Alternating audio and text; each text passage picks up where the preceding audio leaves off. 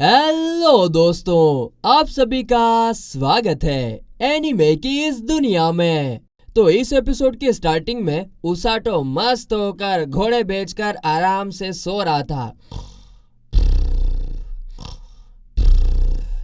तभी रोज अचानक से उसकी छाती पर बड़ा सा बैग रख देती है और कहती है कि किंग ने तुम्हें सेनपाई के साथ केसल के बाहर ट्रेनिंग करने के लिए कहा है। और फिर वो दोनों बेबी भालू को लेकर सफर की तरफ निकल पड़ते हैं। और इस दौरान उसाटो रोज से पूछता है कि किंग क्यों चाहते हैं कि मैं सेनपाई के साथ ट्रेनिंग करूं। काजुटो के साथ तो जनरल गए थे, तब तो उन्होंने मुझे नहीं बुलाया था। जिस पर रोज कहती है कि नहीं, तब भी उन्होंने तुम्हें बुलाया था, लेकिन तुम एक दिन पहले ही जंगल से बाहर आए थे, इसीलिए मैंने उन्हें मना कर दिया। लेकिन इस बार मैं उन्हें मना नहीं कर पाई। तो वहीं पहुंचने पर सेनपाई उसाटो को देखकर काफी ज्यादा खुश होती हैं और वो उसे अपने टीम मेंबर्स आरुकु और कोरिन से इंट्रोड्यूस करवाती हैं। इसके बाद रोज सेनपाई से कहती है कि उसाटो पॉइजन और किसी भी बड़ी इंजरी को हील कर सकता है, लेकिन ये सब किसी काम नहीं आएगा अगर तुम मर गई तो। खैर, तुम्हें जनरल ने ट्रेन किया है तो तुम सरवाइव कर लोगी। तभी उसाटो रोज की तरफ देखता है कि हाँ, ये खुसट अब मुझे भी कुछ बताएगी। जिस पर रोज कहती है कि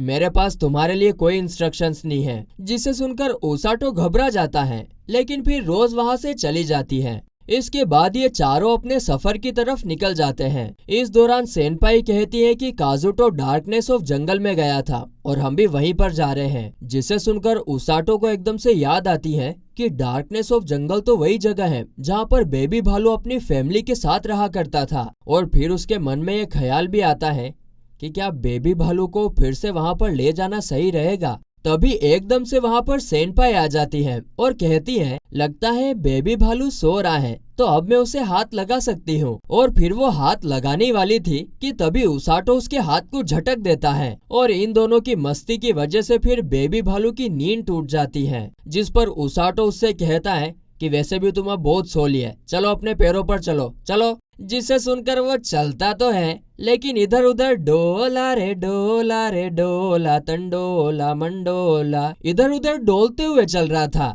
जिसे देखकर सेनपाई कहती है कि तुम अभी भी नींद में लग रहे हो, चलो मैं तुम्हें उठा लेती हूँ। इतना कहकर वो उसे अपनी पीठ पर बैठने का इशारा करती है। जिस पर उसाटो उसे रोकने की कोशिश करता है, अरे नहीं, लेकिन इससे पहले ही बेबी भालू सेनपाई के ऊपर चढ़ चुका था और उसका वजन इतना ज्यादा था कि सेनपाई उसके नीचे दब जाती है। और इसके बाद वो उसे उठाने का आइडिया ड्रॉप करके पैदल ही आगे बढ़ने लगते हैं। अब आगे बढ़ते बढ़ते कोरिन ने जो छड़ी पकड़ी हुई थी वो चमकने लगती है। जिस पर वो कहती है कि लगता है कि सामने से कई सारे मॉन्स्टर्स अपनी तरफ आ रहे हैं। जिसे सुनकर आरुकु लड़ने की पोजीशन ले लेता है, मगर तभी कोरिन कहती है कि अरे नहीं नहीं नहीं, रुको रुको, वो मॉन्स्टर्स नहीं है। जिसके साथ ही सामने वाली झाड़ियों में से कुछ लुटेरे बाहर निकलते हैं। वो लुटेरे इन सब से कहते हैं, देखो तुम अपनी सारी कीमती चीजें हमें दे दो। जिन्हें देखकर उसाटो उनको हराने के बारे में सोच रहा था, लेकिन सेनपाई तो कुछ अलग ही मूड में थी। वो कहती है, उसाटो क्या ये असली लुटेरे हैं? मैंने आज से पहले इतने लुटेरे कभी नहीं देखे। भाई साहब, इस नादान लड़की का कुछ नहीं हो सकता। तभी बेबी भालू उसाटो के पीछे से जगता है, जिसे देखकर सारे लुटेरों की फटकर 16 हो जाती हैं। और अब बाप रे, ये कौन निकला पीछे से? लेकिन इसके बावजूद उनका लीडर कहता है कि वो सिर्फ एक बच्चा है, हम उसे लेकर भाग सकते हैं। ये सुनकर तो उसाटो उनके ऊपर अटैक करने की तैयारी कर ही रहा था कि इससे पहले सेनपाई थंडर मैजिक का यूज करके उनके एक बंदे को घायल कर भी देती है। जिसे देखकर उसाटो उसकी तारीफ करते हुए कहता है, वाह वाह वाह वाह सेनपाई, आपने तो कमाल कर दिया, धोती फाड़ के रुमाल कर दिया। और ना, आप ज्यादा टेंशन मत लो, अगर उन्हें कुछ ज्यादा ही कुछ हो जाता ना तो मैं उन्हें हील कर दूंगा, आप अपने मस्ती में लगे रहो। इधर इतना होने के बाद भी उन लुटेरों को अक्कल नहीं आ रही थी। भोंदू के भोंदू वो एक बार फिर उनके ऊपर अटैक करने के लिए आगे बढ़ते हैं। जिन्हें देखकर एक बार फिर सेनपाई उन लोगों को बिजली का झटका देती है। तभी अचानक से कोरिन बताती है कि कोई मॉन्स्टर काफी तेजी से हमारी तरफ आ रहा है और ये मॉन्स्टर्स और कोई नहीं बल्कि जंगली सुअर होते हैं। वो उसाटो के ऊपर पीछे से अटैक कर देते हैं, लेकिन बेबी भालू उसे बचा लेता है। साथ ही में सेनपाई यहाँ पर अपने थंडर मैजिक का काफी अच्छी तरीके से यूज कर रही थी, लेकिन एक पॉइंट पर आकर एक जंगली सुअर उसके काफी करीब आ जाता है। है, जिसे देखकर उसाटो उसे बचाने के लिए भागता है और उसाटो को बचाने के लिए बेबी भालू उसके पीछे भागता है। लेकिन उन तीनों की टक्कर की वजह से होता क्या है कि उसाटो और सेनपाई पहाड़ी के नीचे फेंका जाते हैं। वो तो धन्यवाद हो भगवान का कि उसाटो हीलिंग मैजिक का यूज करके उसे और सेनपाई को बचा लेता है, जिसके बाद वो लोग एक नदी में गिर जाते हैं और फिर वाटरफॉल से होते हुए सीधा नीचे आ जाते हैं। और ये वही जगह होती है जहाँ पर उसाटो सफेद भालू को पकड़ने के लिए आया था। नीचे आने के बाद उसाटो सेनपाई की चोट को ठीक करता है और फिर जब वे लोग अपना सामान चेक करते हैं तो उसके अंदर ना एक जोड़ी कपड़े के अलावा और कुछ नहीं बचा होता है, यहाँ तक कि खाना भी नहीं बचा होता है। अब क्योंकि थोड़ी ही देर में रात होने वाली है और ये जंगल तो काफी खतरनाक मॉन्स्टर से भरा हुआ है, इसीलिए उसाटो कहता है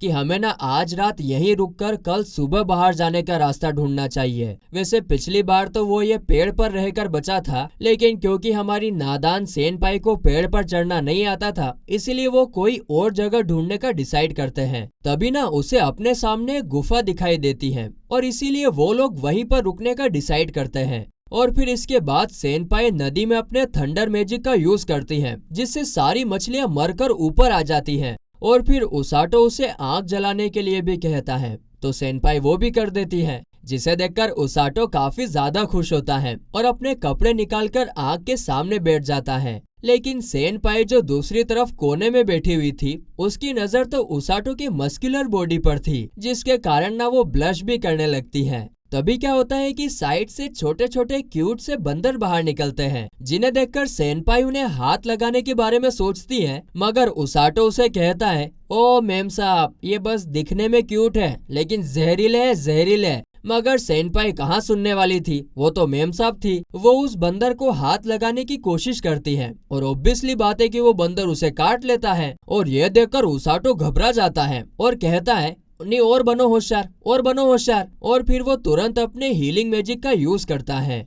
तो वहीं दूसरी तरफ किंग काजुटो को बताते हैं कि ट्रेनिंग के दौरान सेनपाई और उसाटो कहीं पर खो गए हैं, लेकिन घबराने की कोई बात नहीं है, हम सुबह होते ही सर्च पार्टी उन्हें ढूंढने के लिए भेज देंगे। जिस पर काजुटो कहता है, क्या मैं सुबह का इंतजार नहीं कर सकता, मैं अभी के अभी उन्हें ढूंढने के लिए जा रहा हूँ। मगर तभी रोज आकर उसे रुकने के लिए कहती है और बताती है कि उसाटो और सेनपाई एक साथ होंगे और अगर हाँ तो वो लोग ठीक ही होंगे। उसाटो मेरा स्टूडेंट है, वो इतनी आसानी से नहीं मरेगा और जब तक वो ठीक है तब तक सेनपाई भी ठीक ही होगी। तो इधर डिनर करने के बाद उसाटो कहता है, वाह लाजवाब, मजा आ गया, पहली बार मैंने जंगल में इतना स्वादिष्ट खाना खाया है। और इसीलिए वो सेनपाई को उसके साथ रहने के लिए थैंक्स कहता है। तभी सेनपाई ना उबासी लेने लगती है। उसे देखकर उसाटो कहता है कि हमें ना बारी बारी से सोना चाहिए, तो ऐसा करो तुम पहले सो जाओ। जिस पर सेनपाई कहती है, अरे नहीं, तुम इतना ज्यादा हीलिंग मैजिक यूज करके थक गए होंगे, तो तुम पहले सो जाओ। जिसे सुनते ही उसाटो ऐसे नहीं बोलता है, अरे नहीं नहीं तुम ही सो जाओ, अरे पहले तुम सो जाओ यार, ऐसा कुछ नहीं। वो आलसी कहीं का आओ देखता न था तुरंत तो सोने के लिए लेट जाता है। लेकिन तभी थोड़ी देर बाद सेनपाई उससे पूछती है, क्या तुम सो गए? तो उसाटो कहता है कि नहीं अभी नहीं, बताओ क्या हुआ।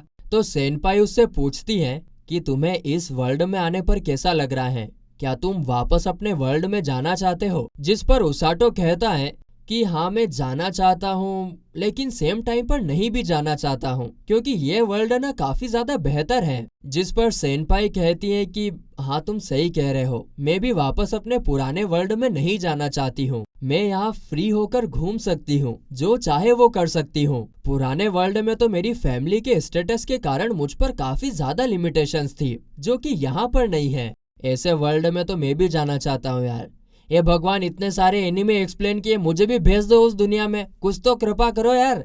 अब ये सब सुनकर उसाटो कहता है कि तुम सही सोच रही हो। वैसे हम जब पहले यहाँ पर आए थे ना, तो मुझे तुम्हारी और काजुटो की काफी ज्यादा फिक्र हो रही थी, लेकिन अब क्योंकि मैं एक रेस्क्यू टीम में हूँ ना, तो मैंने ये ठान लिया है कि मैं तुम्हें और काजुटो और हर वो शख्स जिसे मेरी जरूरत है उसकी मदद करूंगा। जिसे सुनकर सेनपाई भी कहती है कि हाँ मैं भी इस जगह की हीरो बनकर इसे बचाना चाहती हूँ। आगे वो ये भी कहती है कि तुमसे बात करके काफी अच्छा लगा। मैं तुम्हारे साथ और भी क्लोज रिलेशनशिप में आना चाहती हूँ। ओ हो, क्या कह गई कुड़ी। अब तो हमारा बस यही है कि फूलो नाओ फूलो फतो, क्या बोलते रहे, जो भी है। जिसे सुनकर उसाटो का चेहरा लाल होने लगता है और वो शर्म के मारे वापस से लेट जाता है। तो पीछे से सेनपाई उसे चिढ़ाते हुए कहती है, हाय, लगता है मेरा मुन्ना शर्मा गया। खैर, इसके बाद अगले दिन वो दोनों जंगल से बाहर निकलने का रास्ता ढूंढने लगते हैं। इस दौरान उन्हें एक झाड़ी में से किसी के चलने की आवाज आती है, जिसे सुनकर सेनपाई तुरंत अपनी तलवार पकड़ लेती है आने वाले खतरे से फाइट करने के लिए। लेकिन वो कोई खतरा नहीं था, वो तो बेबी भालू था। उसाटो को देखते ही वो तो खुशी के मारे उसके ऊपर कूद कर उस पर लिपट जाता है। तभी पीछे से आरू को आकर कहता है कि जब हम लोग आप लोगों को सर्च कर रहे थे तभी अचानक से बेबी भालू तुम्हारी तरफ बढ़ने लगा। शायद वो तुम्हें सूंघ कर तुम्हें ढूंढ रहा था। और ये सुनकर सेनपाई बेबी भालू की काफी ज्यादा तारीफ करती है। लेकिन तभी हम देखते हैं कि बेबी भालू सूंघते हुए एक जगह पर आता है और सेनपाई के पूछने पर उसाटो उसे बताता है कि इसी जगह पर बेबी भालू अपनी फैमिली के साथ रहा करता था, जिन्हें एक जाइंट एनाकोंडा ने खत्म कर दिया था। और यह सुनकर सेनपाई को भी बेबी भालू के लिए काफी ज्यादा बुरा लगता है। मगर तभी वापस से बेबी भालू उसाटो के पास आ जाता है, जिससे उसाटो समझ जाता है कि बेबी भालू ना उन्हें आगे बढ़ने के लिए कह रहा है। और फिर वो लोग वहां से निकल जाते हैं। और इसी के साथ ये एपिसोड यहीं पर खत्म होता है।